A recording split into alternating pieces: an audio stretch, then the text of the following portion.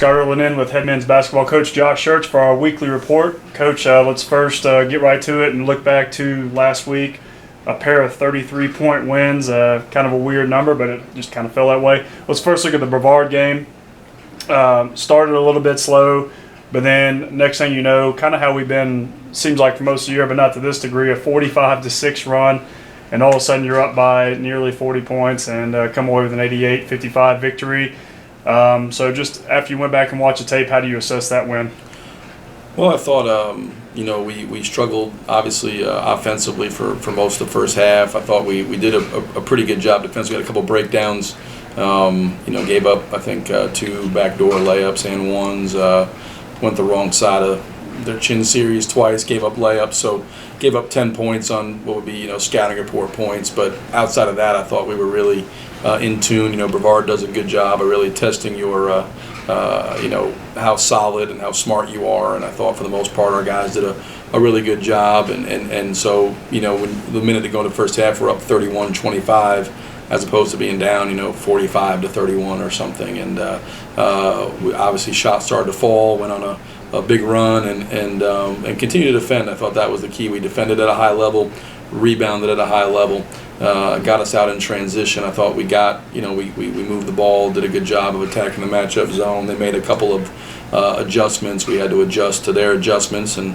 I thought guys did a good job, played well, and obviously it was a good team when a lot of guys contributed. There was nobody that was just numbers were ridiculous, but a lot of guys played at a good level, and really to play pretty much without Lou, his ankle was bothering him, and he had tweaked it again, and so we kind of held him, played 13 minutes, scored 2 points, and so to go out and step up and play well without him out there for the majority of it, so was good for us probably as a team.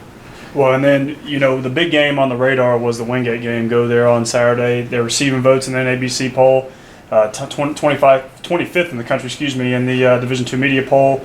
Had beaten 3 top 20 teams at their place, and really just, everything went our way again, just like it did at our place. 74 combined points for Jalen Steele, Jarrell Simmons, and Luquan Choice. Just an outstanding performance. I'm sure there's not much you could find to complain about with that one. Yeah, we were really good. I thought, with the exception of the end of the first half where our shot selection was incredibly porous. Guys were terrific. Jalen was really sublime. He was, he comes off Friday night. He gets very end of practice. We're going up and down, and he gets knocked off balance on a layup, and goes head first and has to get 10 stitches. Spends Friday night with Donnie and my wife in the ER getting 10 stitches above his eye, and there was debate if he could play the next day. We held him out a shoot around, and he comes out and hits 9 for 12 from 3, and was just, I thought it was outstanding. Not only did he hit 9 threes, but I thought it was his best defensive game. Did a great job on Anthony Doyle, which was a concern for us coming in. Was how to match up with him, and Jalen did a terrific job. I thought guys were for the most part locked in defensively. We did a good job with the way Wingate plays this year. Obviously, your on-the-ball defense is really tested with the dribble drive, and they got a lot of guys that can get downhill, put their shoulders down, and go by you. We did a good job of being able to play with our feet and not foul. And then when we did get beat, I thought our rotations were pretty sharp, and guys were pretty connected. And then on the offensive side, we did a good job attacking, and we moved the ball. We made some tough ones. Certainly, anytime you go 18 for 29 from 3, you're going to have probably some success, and that was obviously you'd like to bottle that. It's not that way every night, but certainly shot the ball to unbelievably high level and got, I thought, pretty good looks for the level of shooters we get, and when we were just didn't live and die by the 3, we got downhill some. Jarrell attacked the rim. He was phenomenal, I thought. Not only 24 points, but 11 rebounds, 7 assists, no turnovers. Played great, and obviously Lou, did what he does. I thought he did a great job defensively on Curitin, and then on the offensive side, he's knocked down 5 threes, and I think he scored 18, 19 points, and got other guys shots, and was just terrific as well. So a lot of good pieces. Emmanuel Terry did a great job for us on the interior. And so it was another, really a solid performance for our guys, and against a good team. We've obviously played them twice and played about as well as we could play both times. But Brian's got a very good team, an NCAA tournament team, and they're to play that well on their home floor was obviously great credit to our guys. Well, now you look ahead, coming to the stretch run of the regular season here, Tusculum on Wednesday. We look back to January 21st, and that was a game we trailed by 1 point at halftime, trailed by 7 with 15 minutes to go, made a big run, and then that was basically the difference. Didn't really get too scary, I guess, late, but a little bit scary. Come away with an 82-77 victory, so going for your 17th straight win over Tusculum. So talk about that game. Well, I thought, watching it again, obviously what I thought when we played them, I thought they certainly were the better team that entire night. Outside of that, stretch, we I think we went on a 31-9 run to turn a 7-point deficit into a 15-point lead. But they certainly, I thought, competed better. They were much better coached. Mike and his staff did a great job.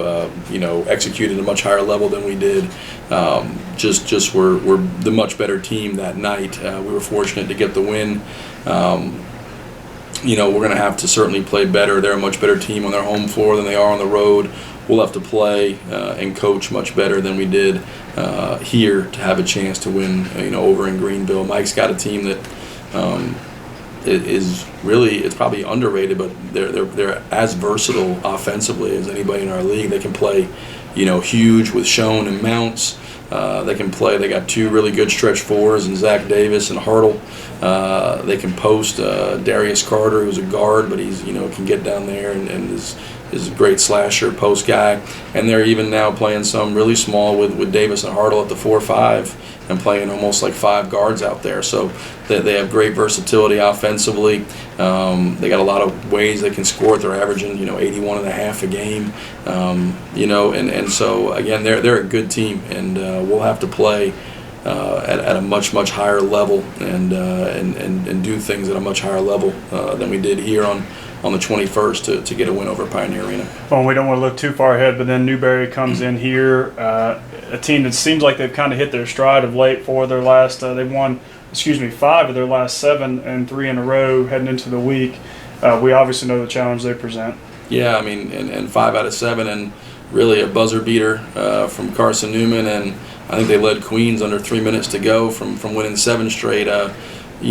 Dave just done an amazing job there, not just this year, but year in, year out. I mean, it's when you think of Newberry now, you expect them to win 20 games, and you expect them to finish in the top third in the conference every single year. And they lose 2 great players in Dondre Walker and DeMarcus Smith, and they're back. I think they're right now in a tie for 4th in the league, and again playing their best basketball here as they get into February. So it's a very unique deal. There's nobody in the league. I don't know anybody in the country quite like Newberry, from the platooning to the the way they press, to the dribble drive, and their ability they put pressure on you from the tip to the buzzer on both sides of the ball. You're never going to get a second to relax. And from a coaching standpoint, you're not going to do a whole lot of coaching because you're not going to be able to run anything. So they're going to take you out of what you want to do. Your guys got to go make plays, and they got to have the wherewithal to understand, to take advantage when the advantage is there, and also not to get sped up and get frantic and just shoot anything.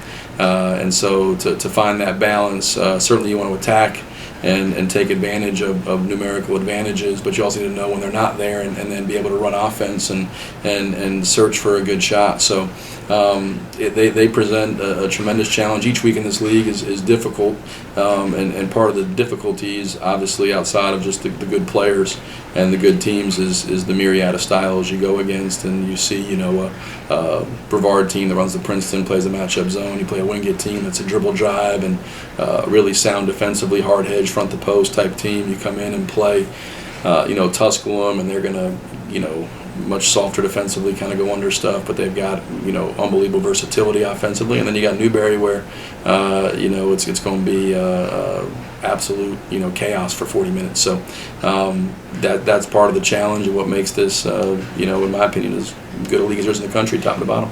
Well, now, like we said, just a few games left here in the regular season schedule. I can't believe it's almost over. Assess where your team's at. Obviously, you said at 20-2 and 16-0 in conference play, but assess where you guys are at underneath the record. Well, I think we're in a good place. I think you always want to walk that line. It's a very fine line. Loose and disciplined, and we're certainly. I think guys are having a lot of fun. They're a talented group. I think they have great chemistry. I think they enjoy each other. Certainly doesn't guarantee us anything, moving forward. There's a lot of talented teams with good chemistry. But I think they have, it's an experienced group that has confidence. They have confidence if they come out and play well and are focused and competitive, they have a chance to be successful in any game, in any environment. But certainly I think they've done a good job of respecting the opponent and understanding that if we're not at our best, that anybody in this league can jump up and beat you. So it's, I didn't want it to be, and I don't think it is a baton death march to, the end of the season, and there's all this pressure and stress. And I think at some point last year, maybe that was the case. The good thing is, I think, is that we got a lot of guys in the locker room that were in that situation last year and have been in that situation over a couple of years.